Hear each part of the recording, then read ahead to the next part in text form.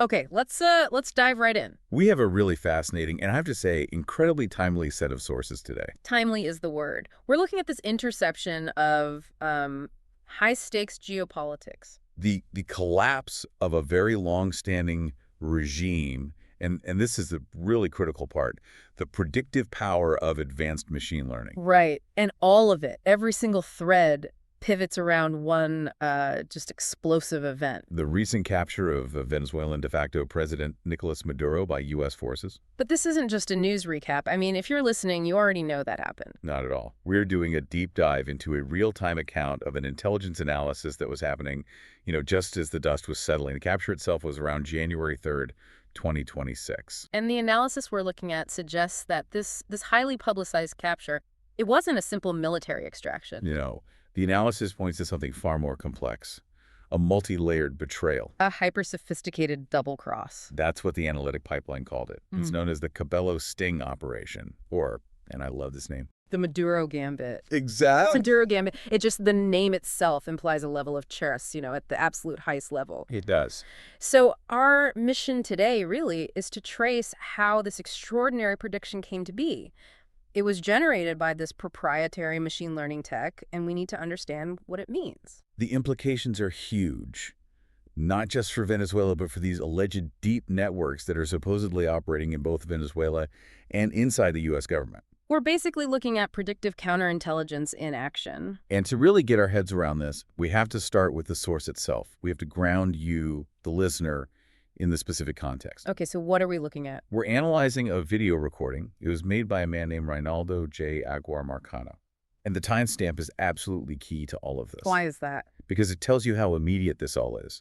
The recording is from January 6, 2026, at 4:37 p.m. U.S. Central Time. So just 3 days after Maduro was captured. Exactly. Marcano isn't looking back on history here. He's in the thick of it, analyzing the fallout and running these incredibly sophisticated intelligence scenarios almost instantaneously. That kind of real-time pressure, it must dictate the nature of the information itself. It does, and he's very clear about this. He emphasizes over and over that this is a predictive analysis. Yeah. It's an inference based on scenario modeling, not, a confirmed fact. He actually says he's recording a sequence of events in case this turns out to be the case. He's hedging. He has to. But the thing is, if this prediction is even partially true, the implications for domestic U.S. politics, for international relations, they're just seismic. Absolutely seismic. And that's before you even consider the personal stakes for the man who's delivering this information. Indeed. We really can't understand the gravity of the prediction without first understanding Marcano's personal situation. He has put himself, directly on the firing line. And the details he gives about his own environment, they aren't random. They're strategic clues about the surveillance context he believes he's living in. Okay, so let's dive into that first. Segment 1, the whistleblower's position and safety concerns. There's this almost obsessive level of geographical detail right at the start. He's recording from his home, and he gives the full address, 2302 Britton Ridge Drive, Katy, Texas, 77494. And you have to ask yourself, why would a global intelligence analyst do that? Why broadcast your exact location to the world? Because in this world, in intelligence analysis, geography is almost never an accident. It's about establishing operational proximity. Proximity to what? To power. Yeah. He doesn't just give his address. In the very next breath, he links it to a major figure in the U.S. national security establishment. Right. He says his house is just 300 feet away from the residence of Mr. Robert Mueller. The former director of the FBI. That proximity it's staggering. It completely changes the lens you're looking through. It does. Because later on, Marcano is going to imply that Mueller's one of these U.S. players, one of these high-level assets who is potentially involved in the very network that staged this capture. So what he's doing it's incredibly strategic. By placing himself right next to a figure like that, a figure who he implies might be under surveillance himself. Right, by the very agencies we're going to talk about, the FBI, the CIA, the DEA, the ones who execute this sting. He's trying to signal two things. What are they? First, he's establishing his closeness to the network's alleged center of operations inside the U.S. He's saying, I'm right here. I'm at the nexus. And second, he's creating a kind of de facto shield for himself. He's basically arguing that if anything happens to him, if he gets harmed, The U.S. intelligence agencies running this counter-operation will know immediately who is responsible. Because he's operating inside what they would consider a known surveillance envelope. Precisely. It turns a simple video recording into a message that's being sent from inside a highly monitored, active operational zone. And the personal stakes aren't just theoretical. He makes that clear with his actions right before he even hits record. Yes. He states he is recording the video directly onto his computer, and his plan is to upload it immediately before he leaves the house. It's a dead man's switch, essentially. It's a kill switch mechanism. He's operating under what he clearly perceives as extreme duress. He explains it directly. He says, I've learned through experience that if I record something that they feel is too dangerous for them, they might try to harm me. So his logic is he can't leave until the video is posted, so that, in his words, if they harm me, people will find it. It just paints this vivid picture of a man who genuinely believes the information he has is lethally dangerous. Not just because it's sensitive, but because he believes it's accurate. Accurate and capable of completely dismantling the network structure of his adversaries. Okay, but let's be critical here for a moment. As analysts, we have to be. Isn't it a little, analytically convenient? How so? The whistleblower who claims his technology can destroy them also wants us to believe his life is in constant imminent danger. How do we separate genuine threat assessment from potential, self-aggrandizement? That is always the essential challenge when you're dealing with a single, highly motivated source like this. It's a fair question. So how does he back it up? Well, he doesn't just state the fear. He backs it up with specific references to his published work, which he claims is the actual source of the network's desperation. These books he mentioned. Exactly. He says he published a series of books using a proprietary ranking system. And the way he describes the engine behind it is, well, it's something else. He calls it an atomic or nuclear algorithm. Right. So the threat level he's describing is validated, in his view, by the success of this algorithm, not just by his personal opinion of the danger. Let's unpack that for a minute. An atomic algorithm, that kind of terminology, it implies not just precision, but overwhelming power, the ability to break a system down to its core components. Like nuclear fission. Yeah. Chain reaction. So how does he claim this thing actually functions in a counterintelligence context? He doesn't give us the source code, obviously, but we can deduce its function from what he says the publications target. A system described as nuclear is probably not just a simple database search. It's more likely operating on a principle of critical mass. It's probably combining multiple, seemingly disconnected data sets. To find what? To identify behavioral clustering, financial anomalies, geospatial relationships, all the things that point to deep, non-obvious connections between people.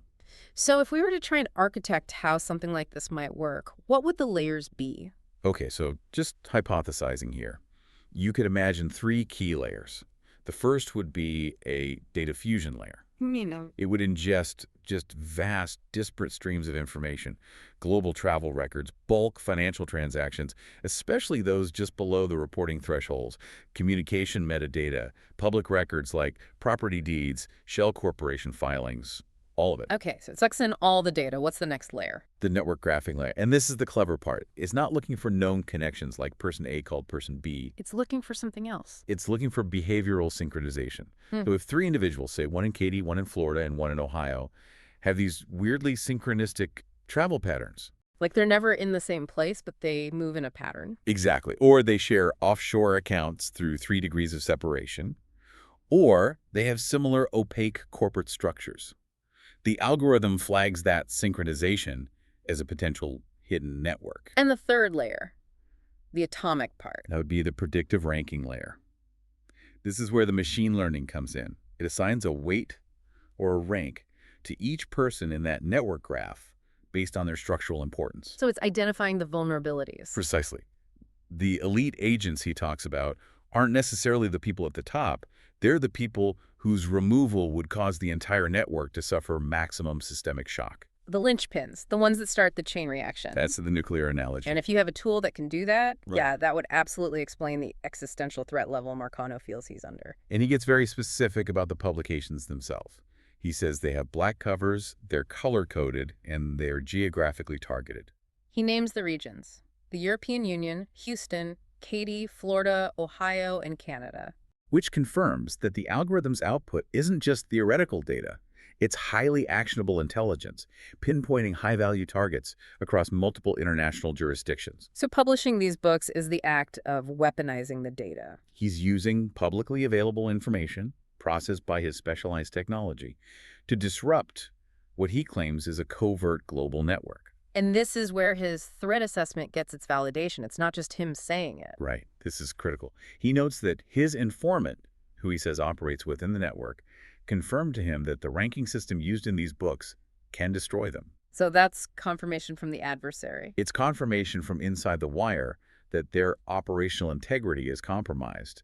This is the incredibly volatile, high-stakes background against which the capture of Maduro has to be analyzed. It suggests the capture wasn't just a random event, but maybe a desperate, immediate reaction to the network's exposure. Given that background of systemic threat, it brings us right to segment 2, initial suspicions and the informant dynamic.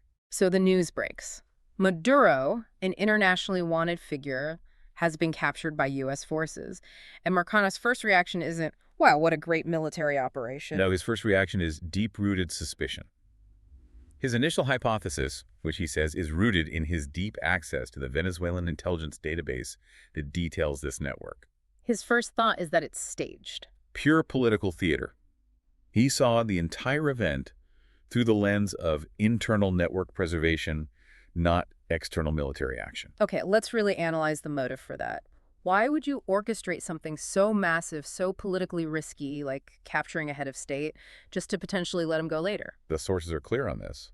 The staging would serve one single, absolutely crucial objective: Deniability. creating deniability for the network's assets inside the U.S. The whole goal would be to manufacture a public story, a narrative, that suggests that certain highly placed people in the U.S. government— The U.S. players he keeps referring to. exactly, that they're not working in concert with Diosdado Cabello. Who is widely seen as the true operational head of the Venezuelan network. The ruthless one. So this becomes a proactive defense mechanism. The U.S. collaborators realize that Marcano's books, or maybe other intelligence leaks, have put their collusion at extreme risk of being exposed. So they need a win. A big, public, undeniable win that shows they are actively fighting the Venezuelan regime. Exactly. It allows them to publicly sever ties. Yeah. A staged capture gives them a political shield, gives them critical breathing room. You can just imagine the sequence, right?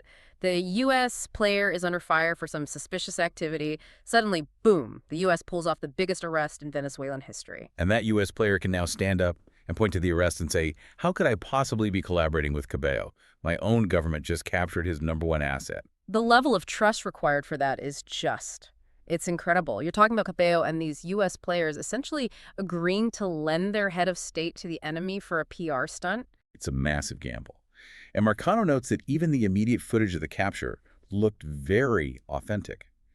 But he says that doesn't rule out the possibility that it was orchestrated somehow. Well, it would have to look authentic. The level of authenticity needed for this kind of theater would be immense. You'd have to convince the entire global community, rival intelligence agencies, and most importantly, the domestic political opposition inside the U.S.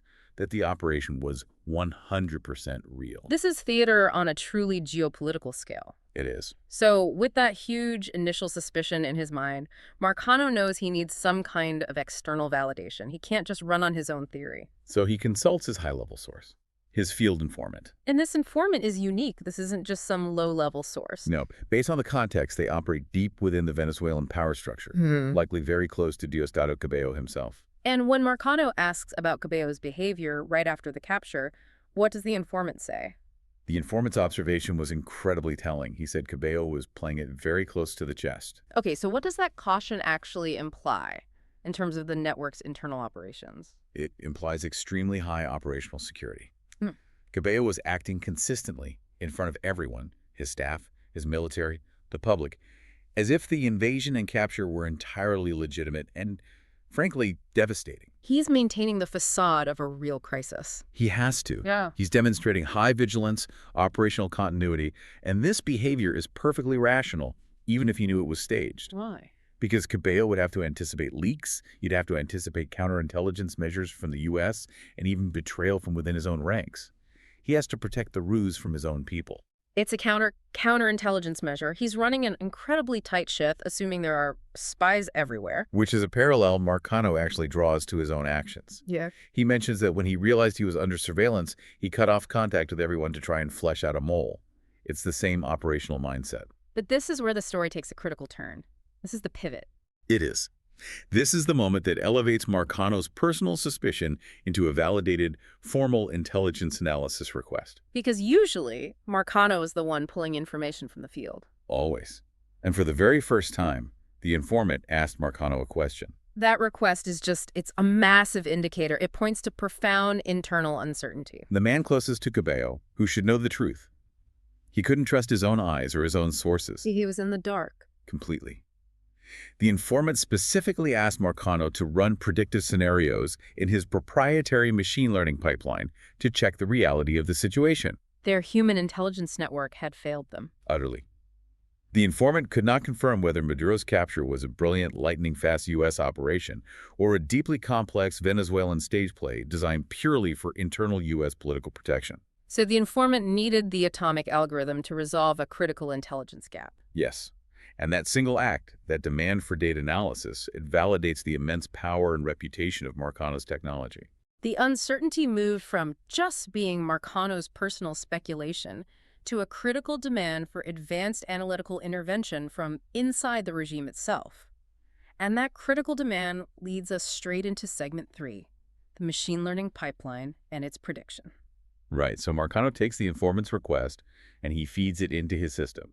He's asking it the fundamental question, real or fake? And he runs, a series of different scenarios in the pipeline. He does. And the key procedural detail here, the thing that makes this so powerful, is that he set the pipeline to productive mode. What does that mean exactly? Productive mode. It's distinct from a passive analytical mode. In productive mode, the machine learning system is configured to actively learn from and incorporate real-time, unstructured external sources. So news articles? Specifically news articles and global reporting related to the capture. Okay, so it's not just crunching the existing classified data he has from the Venezuelan database. It's actively comparing that secret knowledge against the emerging public narrative. To find what? Inconsistencies, patterns, or in this case, a compelling alternative scenario that fits all the data points, both public and private. And the output is this highly complex inference, a simulated prediction. And Marcano is so careful to label it that way. It's a prediction, not a fact, because it's describing an event that hasn't been confirmed by external observation, but is analytically possible and probable based on the entire data architecture. And this prediction describes a sequence of events designed specifically to deceive one party while simultaneously entrapping another. But before it even reveals the core prediction, the pipeline does something fascinating. It references a precedent that it ingested from those news articles. It uses historical context to model the feasibility of such a huge government deception. What was the parallel it drew? The historical parallel it cited was the tricking of a drug trafficker named Ismail El Zambar by the DEA. And the details of that case are important. They're crucial because they established the methodology of the lure. El Zambar was convinced he was flying to a routine, maybe even a cooperative meeting, a neutral rendezvous point. Only to be completely surprised by the DEA when his plane landed. Exactly. So that precedent provides the structural template for the prediction.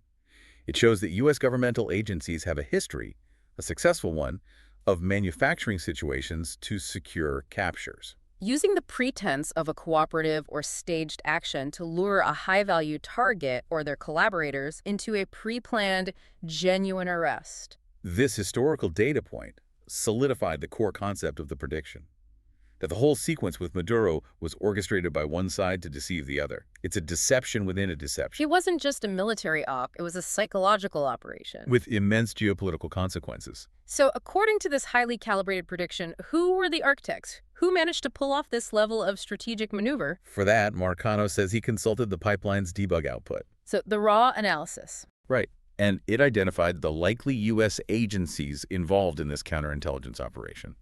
And it was clearly not a single agency acting alone. The complexity was just too high. Who did it point to? The output suggested the FBI, the Secret Service, the DEA, and the CIA were likely all working together.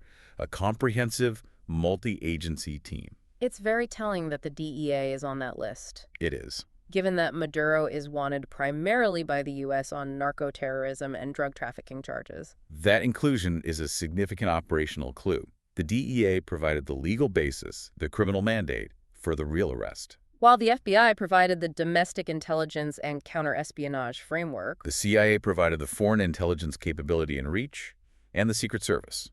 That's the interesting one. yeah, why the Secret Service? Their involvement might suggest the operation involved protecting the political integrity, or even the physical movement, of high-level U.S. officials who were involved in the handover process. Wow. So the key takeaway here is that the very agencies that may have been previously compromised, or at least accused of collaborating with the network, are now the ones running this master operation against it. Which brings us to segment 4. And this is really the conceptual centerpiece of the entire analysis, the mechanism of the Cabello sting. And it operates on two completely distinct, contradictory realities that were somehow coexisting within the same operation. Let's start with the first one. Let's really try to reconstruct Cabello's false reality, the lure. Okay, what did Cabello think was happening? The machine learning scenario suggests that Cabello was convinced he was an active participant in a mutual choreographed ruse. The purpose of this ruse was entirely political. It was that theatrical separation for the benefit of his U.S. players. Exactly. But what convinced him this was a safe bet? What was the actual payoff for him to take such a massive risk? The lure was based on exploiting the network's most immediate need, self-preservation. Cabello believed that by lending Maduro for a fake capture, he was giving the U.S. players, his collaborators in the U.S. government, a huge public, decisive win. Which would allow those U.S. players to sever ties for appearance's sake, ensuring their political survival. And, in the long term, ensuring their ability to continue facilitating the network's interests inside the U.S. Cabello saw this as a necessary temporary sacrifice, a strategic investment in his assets. So the conversation was essentially the U.S. collaborators going to Cabello and saying, look, we're compromised, the heat is on, we need a massive visible win to get everyone off our backs. If you give us Maduro for a little while, we can claim we took him down, we get our political cover, and then we quietly return him, and we all live to fight another day. That captures the psychological transaction perfectly. And the analysis from the pipeline suggests this deception was so deep, it likely required the compliance of Maduro himself. So Maduro was in on it. The pipeline suggests he might have been in on it too, consenting to a brief, probably comfortable detention. Maybe just a few months. Under the firm promise that he would be returned right after a short time. It's an absolutely unprecedented logistical maneuver, all designed to protect the integrity of the global network by sacrificing the perception of its leaders' freedom. Which requires an almost suicidal level of trust in your collaborators. But this is the moment the double cross becomes fatal. This is the pivot. What was the reality that Cabello completely failed to perceive? The pipeline concludes that the U.S. agencies executed the double cross flawlessly. The capture is very real. Not staged. Not staged. Cabello was manipulated into willingly surrendering a major internationally wanted fugitive. Remember, Maduro is wanted by the DEA on serious charges, all under the belief that the entire operation was a controlled, collaborative fake. So Diosdado, who was running this complex counterintelligence game against his own people to protect the ruse, Was simultaneously being played on a much higher level by his supposed allies in the U.S. government. he personally delivered the most valuable asset of his entire regime directly into genuine, permanent custody. The deception is perfectly summarized by the pipeline's core finding, which Marcano quotes. It's simple, but chilling. He thinks it's not real, but on this side, in reality, is real. That's the core genius of the Maduro Gambit. It is. The U.S. agencies allowed the U.S. players to believe they were facilitating a secret, illicit maneuver, the staging of an arrest. And that illicit maneuver became the perfect cover for a legitimate arrest. And this loops all the way back to Marcano's initial suspicions, but with this horrifying twist for the network. Yes. Because the very act of coordinating the fake handover is what provides the damning evidence against the U.S. players. Right. If U.S. players participated in the orchestration, if they set up logistics, provided timing, ensured the handoff location was secure, they are participating in a criminal conspiracy, regardless of what they believe the ultimate outcome would be. The operation uses the network's own self-serving corruption against itself.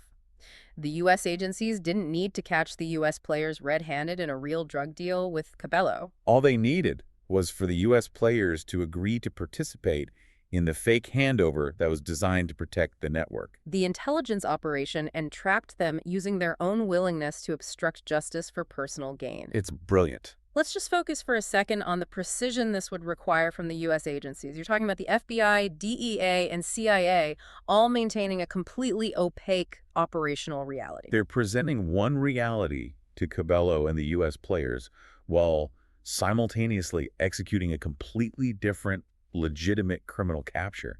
This is a monumentally risky play. One wrong move, one leak, and the whole thing collapses. Which means it would require an extremely small, tightly controlled operational planning cell, the architects. Yeah. Few people who knew the true objective. And they would have to be walled off entirely from everyone else involved. Including, potentially, lower-level members of their own agencies who were just told to facilitate the logistics of what they thought was a different kind of operation. The entire success of the Gambit hinged on isolating Cabello and the U.S. players, letting them believe they had operational control over the ruse. Only to pull the rug out from under them at the last possible second, at the moment of capture, transforming the staged event into a very, very real one. That level of deception control is what makes Marcano call this a potential historical masterstroke, which moves us right into segment 5, the masterstroke and damning evidence. If this prediction is even close to being true, Marcano's assessment is high. Very high. He called it one of the best intelligence operations in history and a humbling scenario to see. And it's because it achieves two strategic goals at the exact same time. The first goal is the tactical victory. You successfully tricked Diosdado into giving up Maduro, a major DEA fugitive. That's the tangible, immediate win. You get your man. But the second goal, the long-term strategic victory, is arguably even more important. Dismantling the internal threat. Taking down the network inside your own house.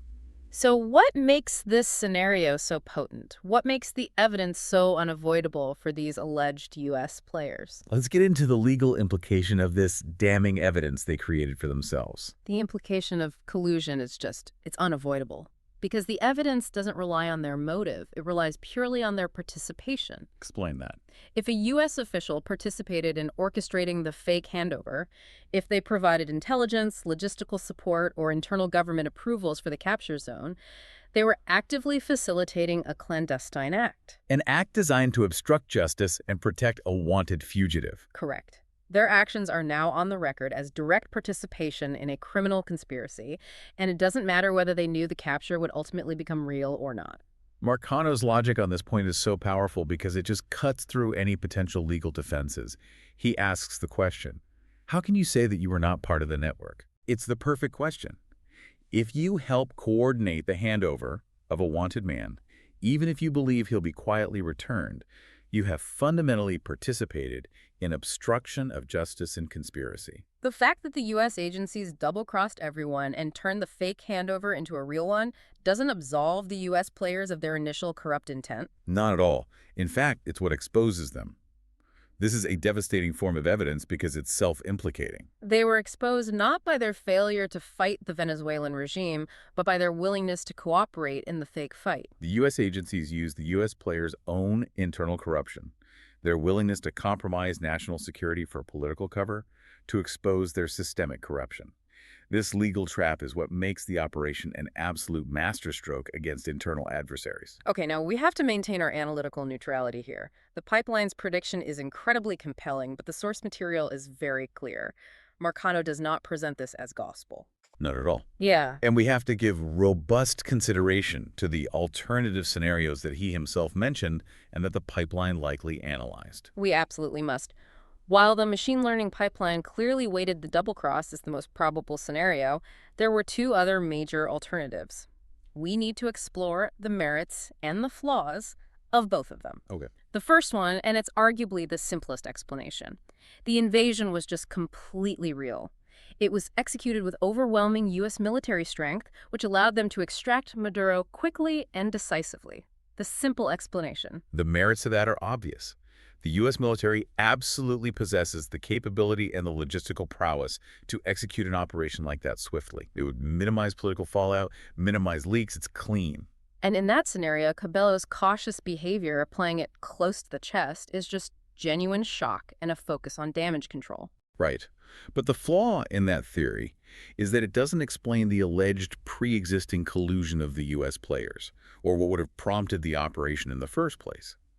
It feels too simple a narrative for the com-player network dynamics Marcano is observing. Okay, what's the second alternative? The second alternative is that it was a genuine orchestration by Diosdado and Maduro.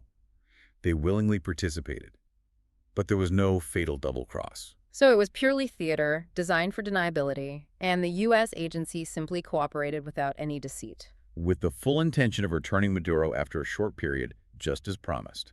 This scenario addresses the deniability need. It addresses Cabello and Maduro's willingness to cooperate. The U.S. players get their political cover, the Venezuelan network stays intact. But the critical flaw here is the current reality on the ground. Maduro is still in custody. Maduro is still detained. If this scenario were true, the return would have likely already been executed quietly. Or, if it failed, the failure to return him would have sparked massive, immediate, and very public retaliation from Cabello. Which we haven't seen. We haven't seen it at all. Cabello playing it close to the chest suggests ongoing uncertainty, or perhaps profound shock that the double cross actually occurred, not the outrage of a simple betrayal. So the unique value of the machine learning pipeline, then, is that it didn't just model the inputs, it analyzed the outcomes. Precisely. The fact that Maduro is still in U.S. custody, combined with all the pre-existing data on U.S. player collusion, forced the system to reject the purely staged scenario. It had to prioritize the Maduro Gambit, the double cross, as the most inferred and analytically satisfying explanation for all the observed facts. It's the only model that explains the genuine arrest alongside the network's bizarre internal dynamics. It addresses the geopolitical capture, the counterintelligence maneuver, and the internal betrayal all in one elegant, if terrifying, package.